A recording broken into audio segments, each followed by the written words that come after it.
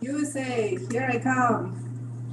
That's what my mom really wanted to say 3 years ago when we applied in 2019 for her to immigrate here in America.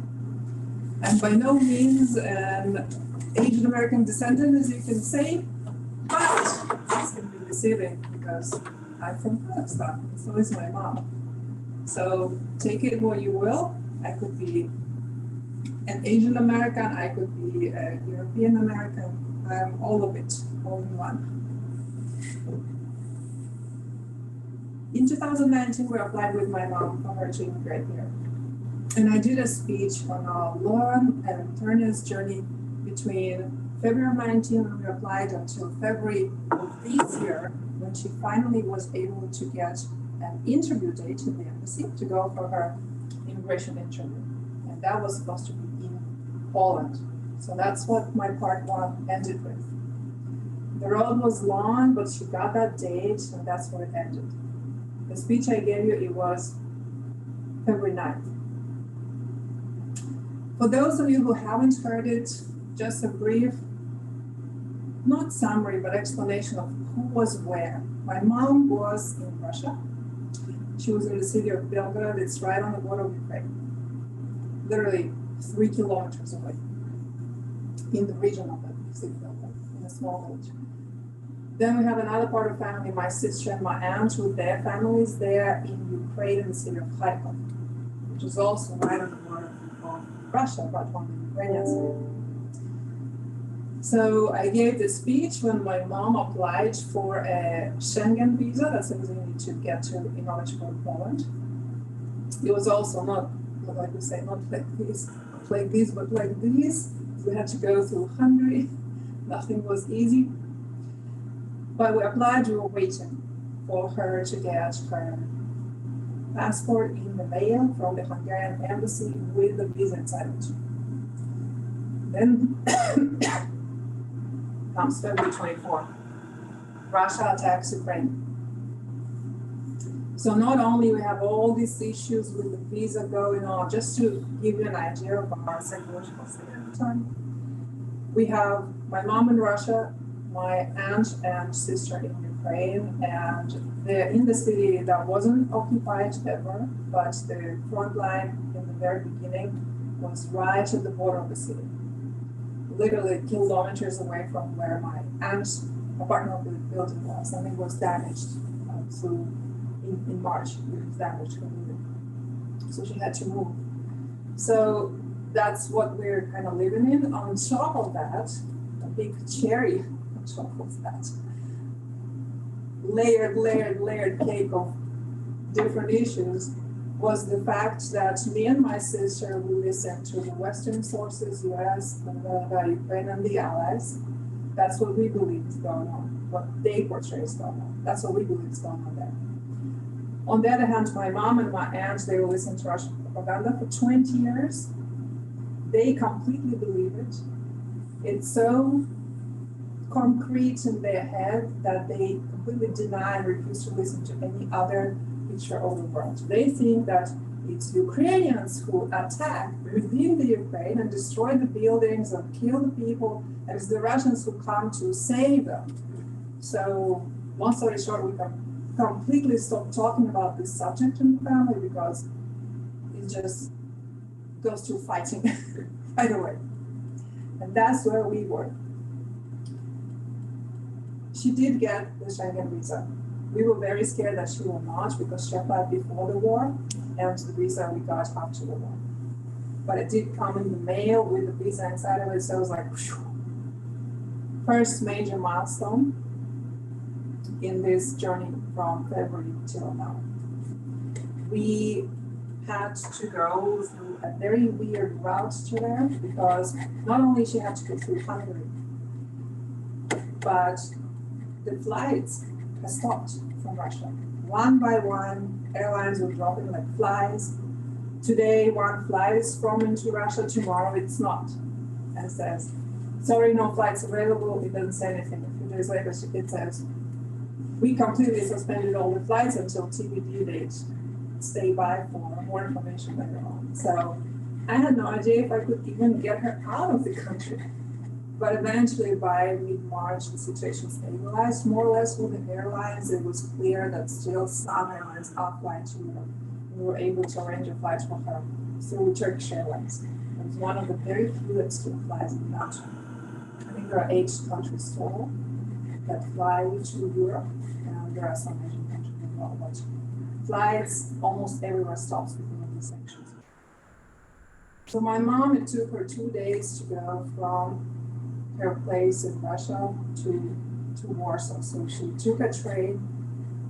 Even the airport stopped working. She couldn't fly to Moscow. She had to go by train to Moscow, then to fly to Turkey. I also flew to Turkey from here, from the US, and that's where we finally met. So it was like, huge milestone number 2. We met, Jesus Christ. I didn't even know if I could see her ever again. So we met finally in Turkey, waited, took another connection. Finally, we were in Warsaw. It took her 2 days to travel from her destination to Warsaw with us meeting in Turkey. For me, it was 3 hours of travel, non-stop. But March 11th, we finally made it to Warsaw. We took a taxi, got our Airbnb in central Warsaw, and we were there. It was like, second huge milestone. It was finally we can take a nap. And so we took our first picture together. This is the Warsaw little apartment that we were. I was sending it to all the relatives saying, hey, we're together, here we are, we're in Warsaw. Can't believe it, but here you go. The next major milestone to hit was her interview in the embassy. So for that, there were some other steps she had to take, but the interview was the biggest. And she went there, was there for an hour and a half. I was outside, I was not allowed in, only the ones who actually have to go through the interview are allowed in. So she went in for her hour and a half, I waited, and when she came out, she had a denial of visa. I'm like, oh my God, can't believe it. At the same time, when I was waiting in line, I was talking to all the other people who were waiting in line for their relatives that are inside, and they were telling me these horror stories, like they come day after day after day, and never is anything enough, and you just submit more and more documents. And then she goes, and I don't know, it says in the night what to do. And I'm looking at her documents of the file like this big, and there's a bunch of sticky notes there. And it says, scan these documents on me, scan these documents on me, scan these documents on me, come again after you do. I'm like, okay, don't worry, it's not a denial, it's a fake one. We can go again. So we did all of that, went again next day. She went in again and listened to all this horror story, how you can never get this visa, and this is our second house. We come here every day for the last month.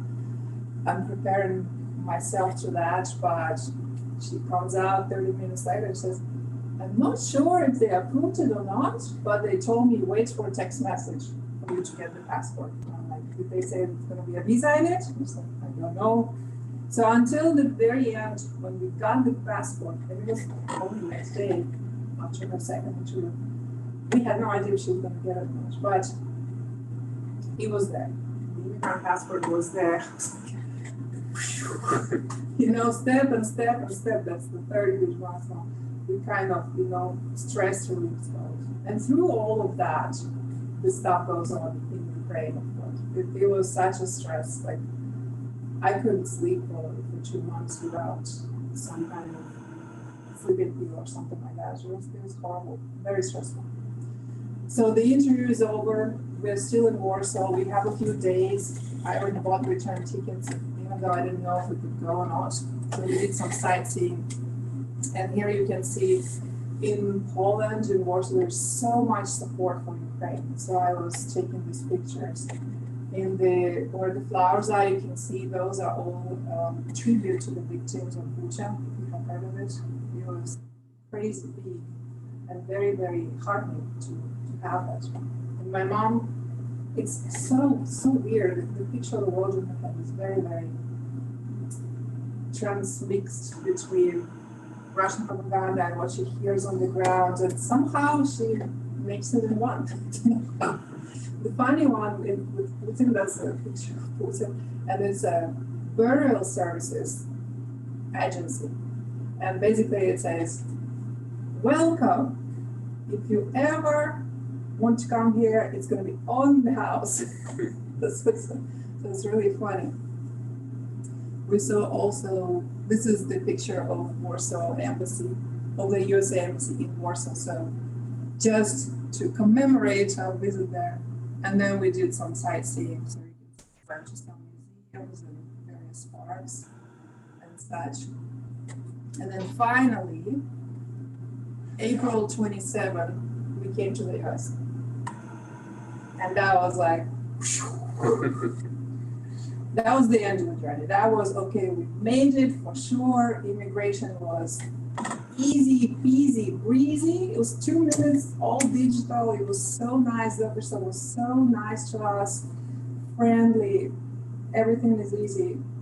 We come and get to our beds and sleep for 24 hours almost. It was awesome. So now she can spend time with my daughter, cook my favorite meals, help me in the house. She learned where all the buttons in the house are,